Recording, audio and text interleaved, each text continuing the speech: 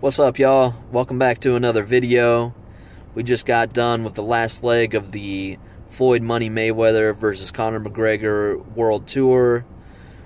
I didn't do a reaction video for the Brooklyn press conference or the London press conference. I don't know. I thought maybe they're a little bit repetitive, and I don't know. Maybe not much to say on them, really. I'm not going to get into the whole media blowing up, kind of just the nonsense. I'm not going to get into that. All of a sudden, everyone wants to be salon.com from out of nowhere, I'm not going to get into that. That's nonsense. No one is going to think about any of that in a month from now. When we're in fight week, this will be so far into the past. But I just want to give you a couple opinions that I've had of the tour itself, and a few takeaways going forward towards the fight. The main takeaway that I've had from it all is, first of all, great entertainment. I think these are going to make for some nice video montages the week leading up to the fight. They're going to be able to piece together some good footage out of all this. And I'm really, really happy about, everyone in the crowd. I know people have so much, it's like some people's pride is involved with whoever's going to win.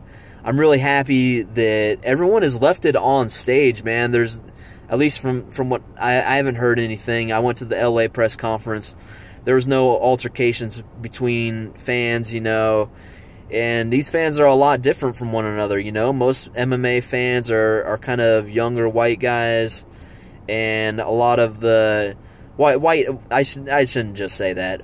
A lot of white, Latino, and Asian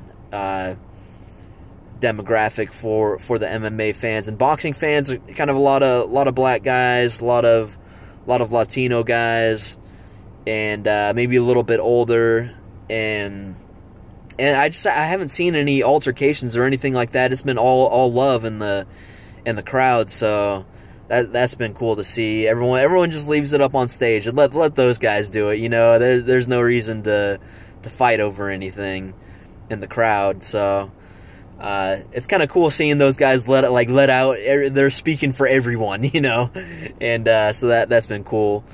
One thing I have taken away from the promotion itself, I don't know, it's kind of weird. I feel like the Mayweather / Showtime promotion is just so out of touch with anything having to do with the new generation of fight fans. It's like watching a '90s promotion that's been thrust into the 2017 era of media. It's really pretty ridiculous.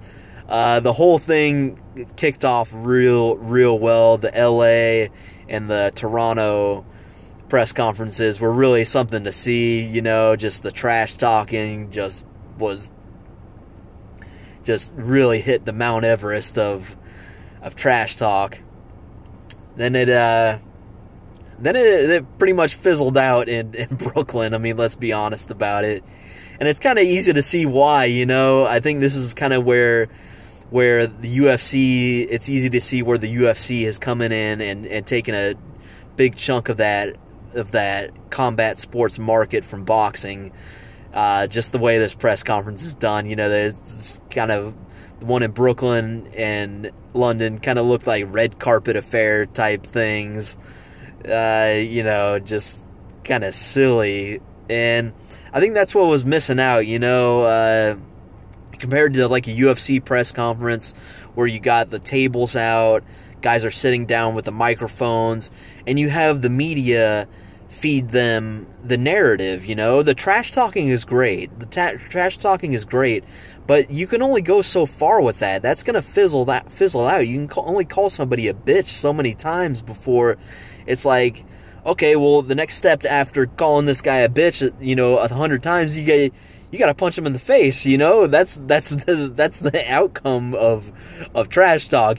So without having, and people want to see that the new generation of fight fans is so in touch with everything, every little detail. We know who, like, for example, We know who the guy that Showtime guy is. I'm not going to mention his name. Well, actually, I will. Who cares? This Steven Espinoza guy, I didn't know who he was a week ago. You know, no one knows who that is, but now they do, because that's the era of media that we live in. Like, we want to see Ariel Helwani ask questions. We want to see Kevin Aioli ask questions. We know who these guys are. These guys aren't just some reporter, geeky-looking reporter with a hat, you know? Like, that's 1950s stuff, you know? This is the new era. Get with it, you know? Like, so that's the main takeaway, and it kind of feeds into my next opinion, which is just, you know, it makes me wonder. It really makes me wonder, just the body language of everyone around Mayweather. Just kind of smiling and not really... It's like they were continually surprised by what they were seeing. And it's like they don't know anything about McGregor or the UFC or anything outside of their little world of boxing, you know? It's really strange. Even after Brooklyn, you know, I remember Floyd Mayweather's manager was like saying, you know, somebody asked him about the amount of fans that were going to be in the London press conference from Ireland and stuff, and he wasn't willing to concede that there was going to be, you know, he for some reason thought, he's like, oh, well, you know, London loves Floyd Mayweather, you know, and I don't know, maybe he feels he has to say that, but it's like, dude, what world are you living in, man? Like, are you that out of touch that you don't understand, like, what you're looking at, even after 3 press conferences where there's 1,000 Irish people in North America chanting this guy's name? You don't... So anyway, it makes me think about things like, geez, man, these guys are putting a lot on Mayweather's shoulders. They're putting a lot on his shoulders as far as, you know, just smiling, not thinking it's all a joke.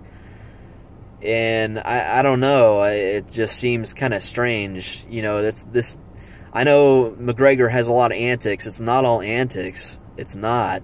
We've been there to see it. We've seen how ferocious this guy is. He's not some guy that just shows up and throws a few jokes with a funny Irish accent and cashes a check. You know, he goes in an octagon surrounded by fencing and does work, you know. So it seems like they're putting a lot on Floyd's shoulders, like just kind of smiling, acting like it's nothing. Like, hey, yeah, man, you're just gonna smoke this guy in 2 minutes. So, you know, why take anything serious? So it makes me think, you know, if they're not taking it serious, maybe Floyd's not taking it serious. I don't know, but that's one takeaway. And also going forward after this, and this is kind of where some of that age factor might play a role, you know. Everyone's really been saying, like, oh, you know, Mayweather has handled it well. He's used to this. I don't know if he is. I don't believe that. I don't think he's ever been through a press tour like this. I don't think McGregor really has either. I mean, the Aldo press tour is really the only one. So I think coming away from this is like, did Mayweather just peak? Is this going to be his peak? I mean, we're talking about a 40-year-old man. He's gone on this press tour right in the middle of training camp. I don't know if that's something that he's used to. I mean, we've seen McGregor. He went through that Aldo press conference or a press tour, and after responded well. The pressure didn't get to him. In fact, he fed off that pressure. Are we going to see the same thing with McGregor or with Mayweather? You know, it's to me, coming away from this press tour, it's all about who peaked and is going to crash from here on out, and who's came through this and is just going to keep ascending, you know, keep ascending through their training, keep getting better, show up to the fight peaking and super sharp. I think if there's anything we can take away from this press tour, it's that is, and we won't know till after the fight. And damn, so many games zooming by. So that's my main takeaway. Trying to think if there's anything else. I'll probably do a fight breakdown and prediction the week of the fight. Other than that, we got some fights coming up. There's a UFC card coming up in Long Island. That's a good card. I might do something for that. I don't know. I'm for sure gonna do a breakdown and prediction of the John Jones Daniel Cormier rematch, and that card is nasty, so I'll do something for that. And yeah, a lot to look forward to, man. A lot to look forward to. It's been an entertaining week. Hope everyone had fun. Everyone who's watched my video and the videos leading up to this one, thank you so much. If you want to find me, I'm on Twitter at gingerbreadmfc. Come on there. If you want to follow me, that would be awesome. If you want to ask me anything, go for it. Ask me anything in the YouTube comment section too. I'm down to respond for those too. So yeah, just get at me if you want. Until next time, peace.